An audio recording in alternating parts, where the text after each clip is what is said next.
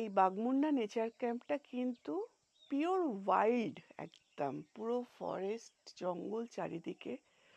এখানে মানে যারা একদম পুরো পিওর ওয়াইল্ড লাভার, নেচার লাভার, তারাই কিন্তু এখানকার এসেন্সটা নিতে পারবেন। কারণ এখানে আপনি অজস্র পাখির ডাক শুনতে পাবেন এবং একটা সাইলেন্ট এনভায়রনমেন্ট পাবেন, যেটা শহুরে জীবনযাত্রা থেকে অনেকটাই আলাদা। তবে এখানে খাওয়া দাওয়া কিন্তু ভীষণ প্লেন অ্যান্ড সিম্পল, একদম বাড়ির মতো। আর পুরো ট্রাইবাল একটা টাচ থাকে খাওয়া দাওয়ার মধ্যে।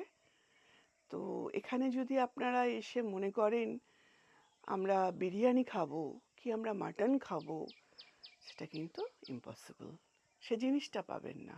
বাট আপনারা যদি বার্ড লাভার হন, নেচার লাভার হন, আপনারা যদি বার্ডিং করতে চান, অজস্র পাখি, অজস্র পাখি আপনি নিশ্চয়ই শুনতে পাচ্ছেন আপনারা চারপাশের আওয়াজ এখনো।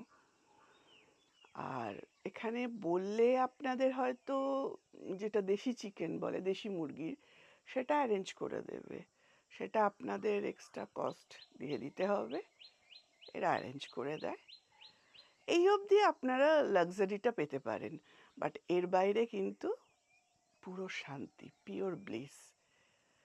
তাই যারা প্রকৃতিকে সত্যিকারের ভালোবাসেন তারা একবার আসুন, ভিজিট করুন বাগমুন্ডা নেচার ক্যাম্প। আজকে আমরা আর একটা নেচার ক্যাম্পে যাব, সেটা পরের এপিসোডে আপনারা দেখতে পাবেন।